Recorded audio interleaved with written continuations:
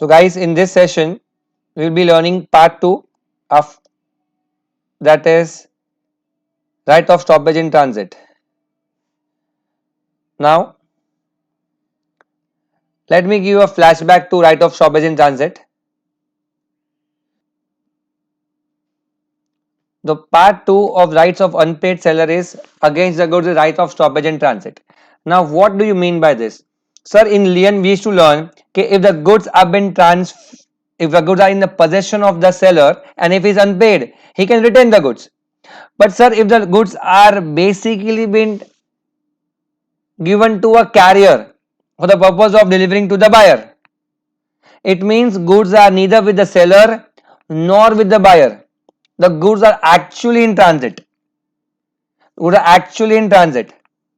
And it says that when the buyer becomes insolvent, it mean that goods transit में थे और आपको news आया कि आपका जो बायर है वो आपको पे नहीं कर पाएगा. Insolvent does not mean insolvency as per the court.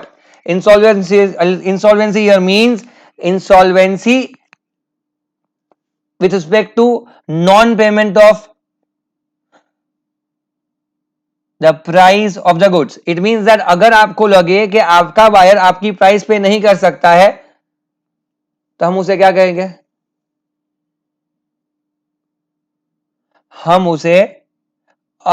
उसे इंसॉल्वेंट कहेंगे. That concept is quite clear कि we are just focusing on the same insolvency which we have discussed earlier. यहां पे ध्यान दीजिए, मैं नीचे ये पार्ट को फोकस करता हूं. The buyer said to insolvent when he ceases to pay his debts in ordinary course of business और cannot pay his debts as they become due, whether he has committed an act of insolvency or मतलब insolvency से कुछ देना देना नहीं है. अगर आप पे नहीं कर पाते हो तो हम यहां से इंसॉल्वेंट कहेंगे. आगे जाते हैं. गुड्स ट्रांजिट में है, बायर इंसॉल्वेंट हुआ है, तो सेलर क्या करेगा? आप अगर सेलर होते, माल बोरीवली से निकला है, दादर पहुंचने वाला है और आपको पहुंचाना है चर्च गेट और आपको पता चले कि बायर तो बोगस आदमी है. आप उस ट्रांसपोर्टर को कांटेक्ट करोगे, बोलोगे मैंने आपको ये माल भेजा था और वो माल जो है मुझे वापस चाहिए क्योंकि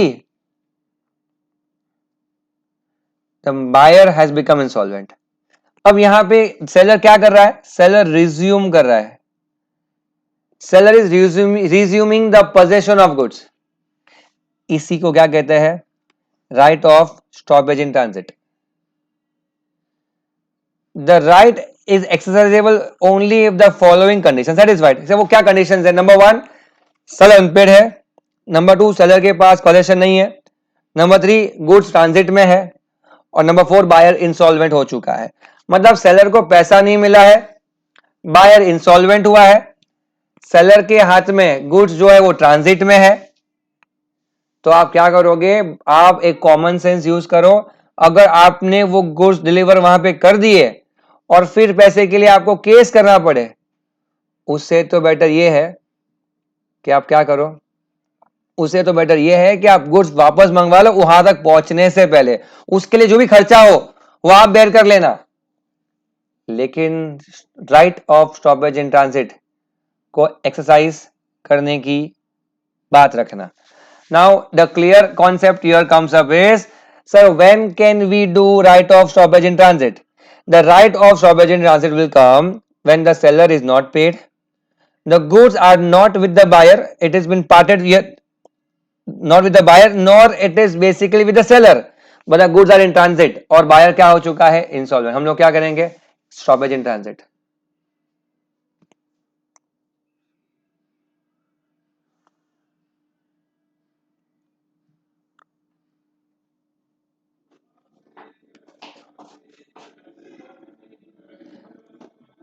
Moving forward, there are certain rules and the concepts which we have to discuss here more. The first concept comes up here is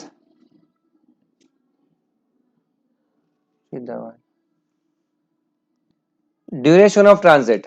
sir transit कब तक रहेगा? सर बहुत सिंपल कॉन्सेप्ट है. जब तक गुड्स बायर के पास नहीं पहुंचते फ्रॉम द कैरियर, हम उसे कहेंगे वो ट्रांजिट में है. मतलब सेलर से निकल चुके हैं और बायर तक पहुंचे नहीं है, उसी को क्या कहते हैं? Duration of transit. Goods are called in transit when it has left the buyer but not reached, left the seller and not reached the buyer. Now let comes the next concept. When does transit end? Sir but naturally सोचोगे transit तो तभी खत्म होगा जब buyer को या उसके agent को या उसके ही कोई बंदे को क्या मिल जाए, पोजीशन मिल जाए. Let's check it out. Concept है डिलीवरी बिफोर डेस्टिनेशन. बॉम्बे से दिल्ली माल भेजना हो, if the buyer or his agent obtains delivery of the good before their arrival at the destination, the transit ends. मान लीजिए बॉम्बे से दिल्ली माल भेजना हो और दिल्ली के बीच में कोई भी एक स्टेशन पे अगर हम सोचे कि बंदे का बायर का एक बंदा आया, बोला मैं ऑन द वे हूं, मैं वहां से माल ले लेता हूं. जैसे ही उसने वहां से माल ले लिया, हम कहेंगे ट्रांजिट वहीं पे खत्म हो गया. Example number 2 for Bombay people, if I say that मैं बोरीवली से माल चर्च गेट भेज रहा था, बीच में आता है Andheri, my destination was Churchgate, तो duration will be Borivali to Churchgate the transit. But अगर अंधेरी में बाहर का बंदा बोला कि मैं सर अंधेरी में हूं, मैं वहां से माल उठा लूंगा, जैसे ही उसने माल उठाया ट्रांजिट वहीं पे खत्म हो जाएगा, चर्च गेट तक रुकने की जरूरत नहीं है. पॉइंट नंबर 2 कहता है अटॉनमेंट बाय कैरियर और the buyer to the buyer.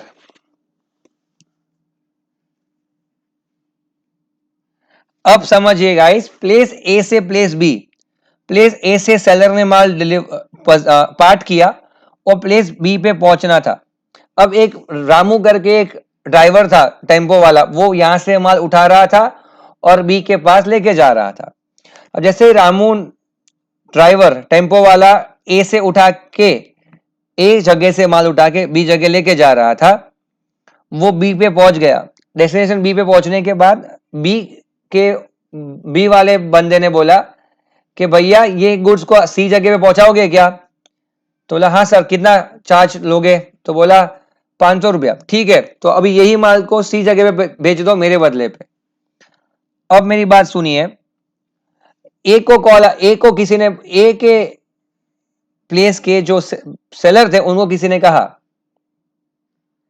कि भाई बी तो इंसॉल्वेंट हो रहा है, उससे माल मत बेच.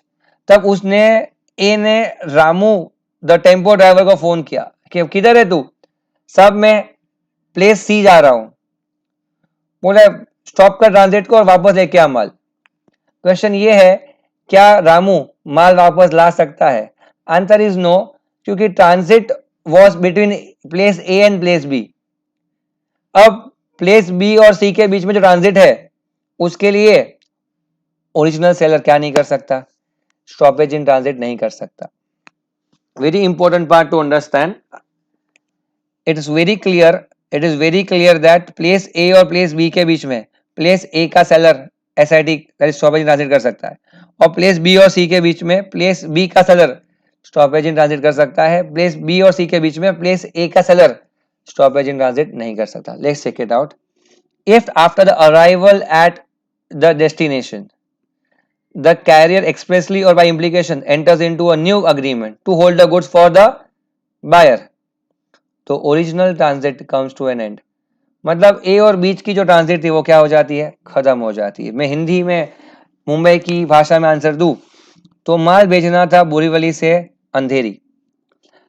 अब जैसे ही माल अंधेरी पहुंचता है, अंधेरी वाला बायर कहता है कि ये माल को लेके आपको जाना है घाटकोपर पर, क्या जाओगे? बोला हाँ सर जाएंगे. अब जैसे ही घाटकोपर के लिए माल निकला फ्रॉम अंधेरी, ओरिजिनल सेलर जो था वो स्टॉपेज इन ट्रांजिट नहीं कर सकता, क्योंकि उसका ट्रांजिट सिर्फ अंधेरी तक का था और वो फिनिश हो चुका है. इसे कहते हैं अटॉनमेंट बाय कैरियर टू बायर. अटॉनमेंट यानी उसने ये सर्विस फिनिश करके एक नया कॉन्ट्रैक्ट एंटर किया है. और for what? For whom? For the buyer. Point number 3 कहता है कि अगर बायर गुड्स रिजेक्ट कर देता है,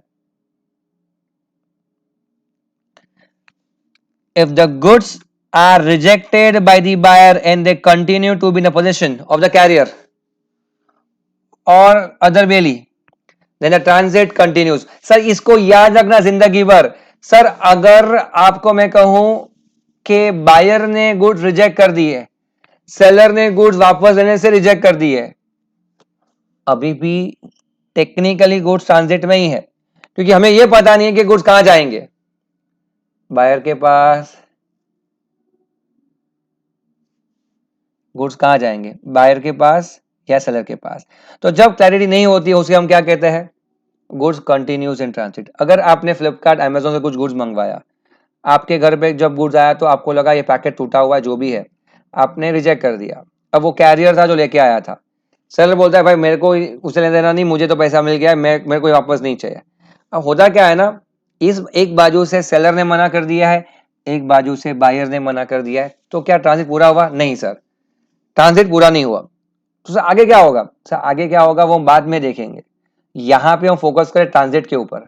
और ट्रांजिट में क्या हुआ, क्या ट्रांजिट पूरा हुआ? नहीं सर, जब तक आगे का सोल्यूशन नहीं आएगा, लॉ कहता है transit will continue. It means that when the buyer rejects to get the goods and the seller also refuses, it is with the carrier, the transit continues. आगे अब ये कहता है कि जिस शिप में आप गुड्स भेज रहे हो वो शिप ही बायर की है या फिर वो शिप बायर ने बुक की है।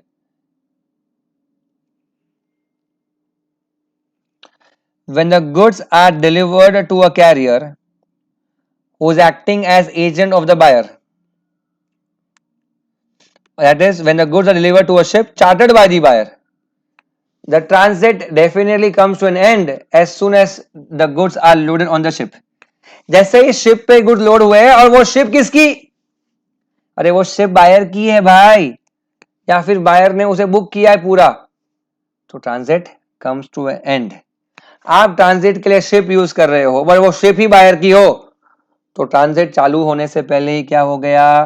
फिनिश हो गया। बॉम्बे, गोवा से बॉम्बे माल आ रहा है, मुझे बॉम्बे में एक बायर को माल भेजना है, लेकिन जिस बायर को माल भेजना है उसी बायर का वो शिप था जिस शिप में मैं माल भेज रहा हूं, तो मेरा तो ट्रांजिट खत्म होने से पहले क्या हो गया? शुरू होने से पहले ही खत्म हो गया। I am sorry.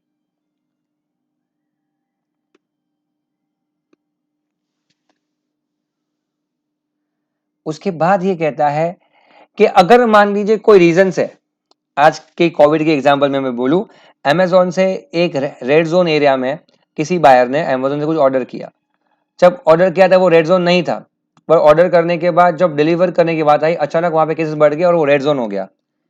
Because of red zone, carrier ने बोला मैं तो वहां पे जाने वाला नहीं, उस एरिया में पैर भी नहीं रखूं जहां पे कोविड के रेड जोन हो। कैरियर ने डिलीवर देने से मना कर दिया, बोला अगर कैरियर ही मना कर देता डिलीवर करने के लिए तो काहेगा transit? Transit comes to an and.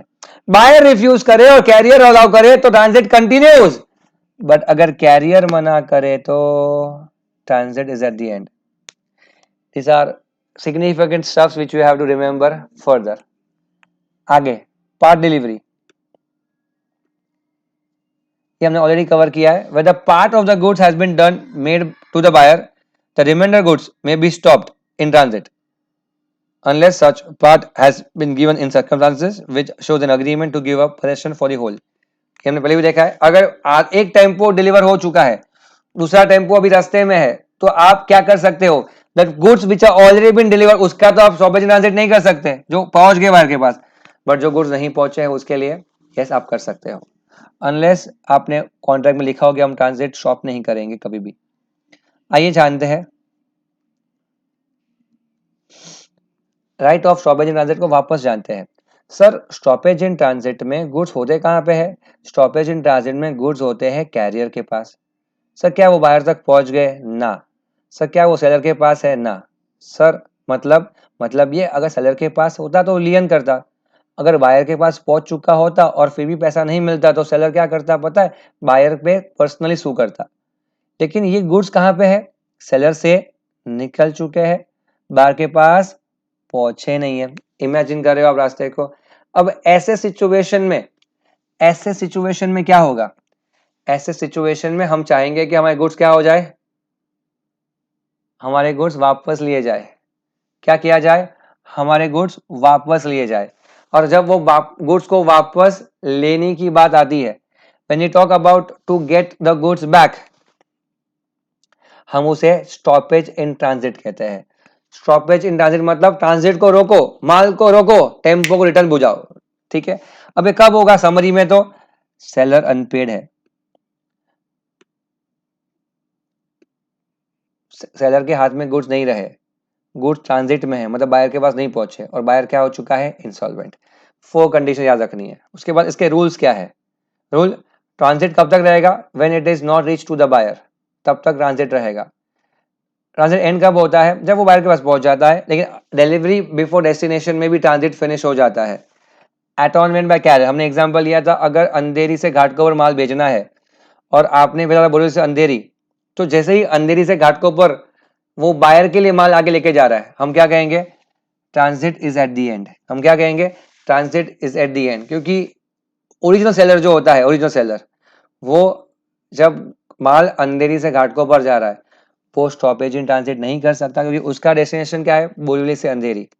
मैं आपको समझाऊं तो पहले आता है बोरीवली, फिर अंधेरी और फिर घाटकोपर, तो 1, 2 एंड 3। तो Borivali to Andheri is first transit and Andheri to Ghatkopar transit number 2। तो जब ट्रांजिट 2 चालू हो गया है, तब original seller stoppage in transit नहीं कर सकता, अब नया सेलर जो है वो ट्रांजिट कर सकता है स्टॉपेज इन ट्रांजिट। अगर बायर रिजेक्ट कर दे तो the goods are rejected by the buyer, transit continues. If the goods are delivered on a ship chartered by the buyer, transit ends जैसे ही शिप पे डाल दिया माल। Where wrongful reversal to carrier by carrier to deliver, हमने example लिया, lockdown में carrier देना ही नहीं चाहता, कैरियर ने मना कर दिया है, तो ट्रांजिट फिनिश्ड। और पार्ट डिलीवरी, अगर पार्ट डिलीवरी एक टेम्पो का माल चला जा चुका है, दूसरा टेम्पो का माल जाना बाकी है, तो पार्ट डिलीवरी में हम क्या कर सकते हैं, पार्ट डिलीवरी में जो माल अभी तक गया नहीं है उसके लिए हम स्टॉपेज इन ट्रांजिट कर सकते हैं। अब ये होता कैसे है, तो कहते हैं हम पोजीशन वापस लेते हैं स्टॉपेज इन ट्रांजिट में, किसको बता के, कैरियर को, कि भाई गुड्स एजेंट को, बायर के एजेंट को या बायर को मत देना। जैसे ही ऐसा हुआ, सेलर को the carrier shall redeliver the goods, उसे वो गुड्स वापस मिलने चाहिए according to how direction seller says. और ये खर्चा कौन बेयर करेगा, सेलर खुद बेयर कर लेगा। फिर कहता है क्या इससे कॉन्ट्रैक्ट कैंसिल माना जाएगा, डेफिनेटली नो, इससे कॉन्ट्रैक्ट कैंसिल नहीं माना जाएगा, अभी भी कंटिन्यूटी है, आप पैसा लेके आओ और माल लेके जाओ, दैट्स द होल कॉन्सेप्ट।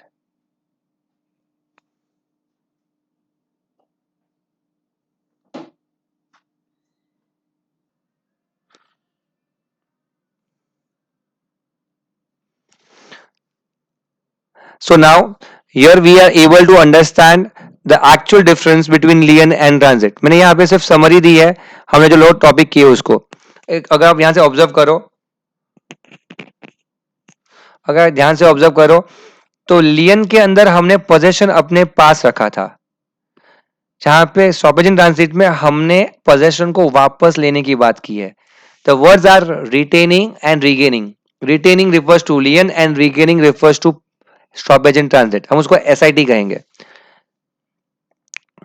लियन किस पे एप्लीकेबल होता है, applicable to goods which are in the position of seller. But stoppage in transit में किसके पास है पोजीशन, ना बायर के पास और ना सेलर के पास, उसको क्या कहते हैं, कैरियर के पास। फिर कहता है stoppage in transit is applicable to the insolvent buyer, मतलब SIT की सिर्फ एक ही कंडीशन है कि वो बायर इंस्टॉल होना चाहिए, लेकिन अगर आप ध्यान से देखो लियन के लिए ऐसा कोई कंडीशन नहीं है। लियन तो सॉल्वेंट में भी था और इंसॉल्वेंट में भी था। कैश सेल में होता था, credit sale when credit sale is expired, and number 3 was insolvency, मतलब वो सॉल्वेंट पे भी होता है और इंसॉल्वेंट में भी होता है।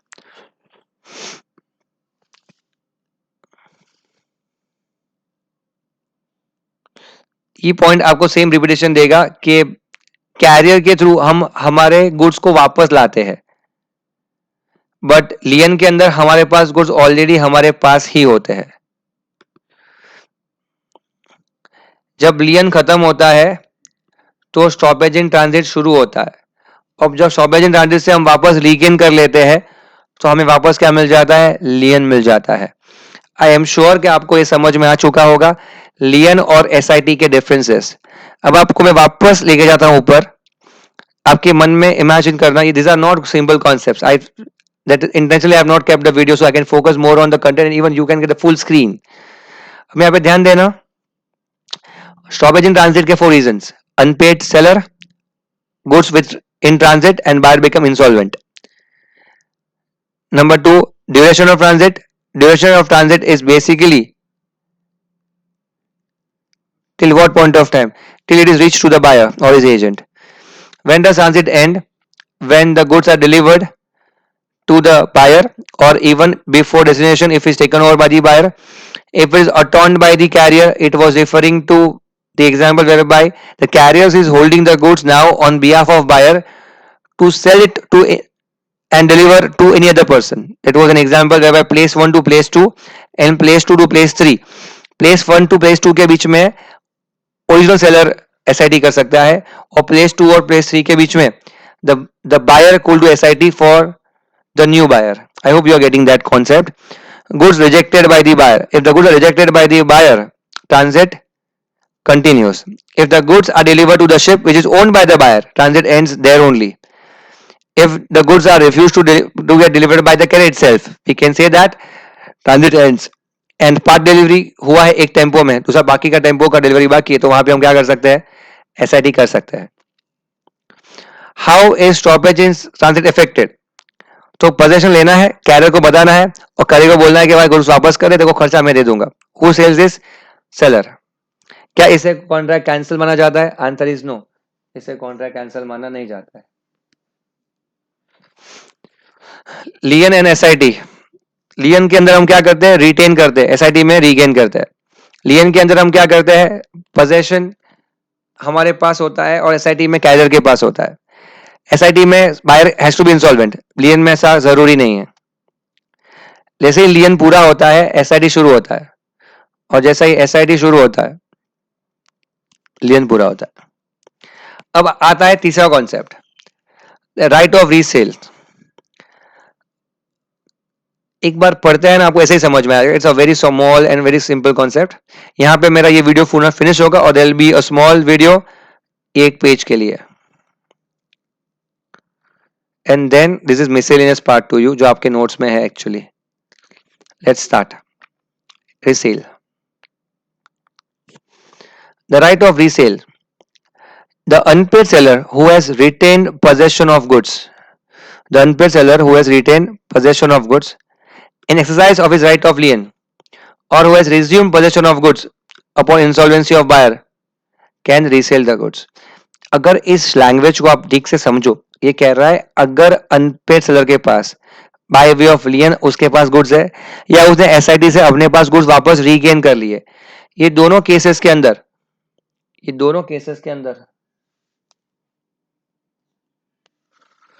if the goods are of a perishable nature, वो विदाउट नोटिस गुड्स को बेच सकता है. और अगर ये गुड्स पेरिशेबल नहीं है तो he has just to inform the buyer कि देखो भाई आपने पैसा नहीं दिया है, अगर आप अभी भी पैसा नहीं भेजोगे in next 3 days 5 days 7 days, तो भाई मैं फिर गुड्स किसी और को बेच दूंगा, फिर मुझे मत बोलना. मतलब आपको नोटिस देके वार्निंग देनी पड़ेगी, और फिर भी वो पैसा ना पे करे, then you have a right to sell it further. फिर कहता है कि सर जब भी हमने, देखिए एग्जांपल लेता हूं मैं यहाँ पे, आपने एक ज्वेलरी, आपने एज अ ज्वेलर आपने एक ज्वेलरी बेची worth ₹25 lakh to a buyer. The buyer said I will be paying you money on time. When buyer arrive to take the delivery, उसका डेबिट कार्ड चल नहीं रहा था, एंड ही फेल टू पे. आपने कहा कि you pay us next 2 days, I will wait for you. Buyer ने कहा yes done, I will be waiting, I will be booking it forward year. अब बायर ने 2 दिन 4 दिन 5 दिन ले लिए कि हाँ अभी पे कर रहा हूँ. 7 दिन हो गए, बायर ने पे नहीं किया. फिर सेलर ने, ज्वेलर ने बोला, उनको एक मैसेज किया और कॉल किया कि देखो सर, हम आपके लिए और नेक्स्ट 2 days वेट करेंगे, आपने बहुत टाइम लिया, उसके बाद हम लोग ये माल बेच देंगे. भले ही आपके साथ ईमेल से भी कॉन्ट्रैक्ट बना था, बट हम इसको रीसेल कर लेंगे. इसको क्या कहते हैं पता है? आपने आपके पास लियन रखा था, बट बायर अगर पैसा नहीं देता है तो हम बेच देंगे. अब बेचने पे हुआ क्या पता है? वो टाइम दिवाली का था, तो there was more customers, but आप लोगों ने उस रेट पे लिया नहीं. 25 लाख में डन तो किया, कॉन्ट्रैक्ट तो बना, लेकिन लिया नहीं. Then after that they had to sell it at 23 lakh rupees, वही ज्वेलरी. अभी ये जो 2 लाख का लॉस हुआ ज्वेलरी सेलर को, वो किससे वसूल कर सकता है? ओरिजिनल बायर से. ये लिखा है यहाँ पे, If the money realized upon such sale is not sufficient to compensate the seller, he can sue the buyer for the balance. मतलब वो बाकी के पैसों के लिए बायर को sue कर सकता है ₹2 lakh. But if he receives more than what is due to him, वो उसी का माना जाएगा. मतलब 25 के बदले 27 लाख आया तो 2 लाख किसका? सेलर का. लेकिन 23 आया तो वो बाकी के 2 लाख किसे वसूल कर सकता है? जो पुराने बायर से वसूल कर सकता है. रीसेल करने से बायर की liability to compensate the seller for damages ही मे हैव सफर्ड. मतलब अगर सेलर रीसेल करता है, it does not absolve the buyer. Buyer की लायबिलिटी कम नहीं होगी. बायर ने जो कमिटमेंट करा था वो तो उसे निभाना ही था. उसने रीसेल किया, उसको उसमें नुकसान हुआ तो भाई buyer will be liable for damage. जैसे के लिए 2 लाख रुपए के लिए उसे पे करना पड़ेगा ही पड़ेगा. मैं वापस रिपीट कर रहा हूं, ध्यान से सुनना. सर अगर हमने लियन किया, हमने एसआईटी किया तो हमने ये कहा होगा कि भाई पैसा दे दे, नहीं तो मैं तेरा माल किसी और को बेच दूंगा.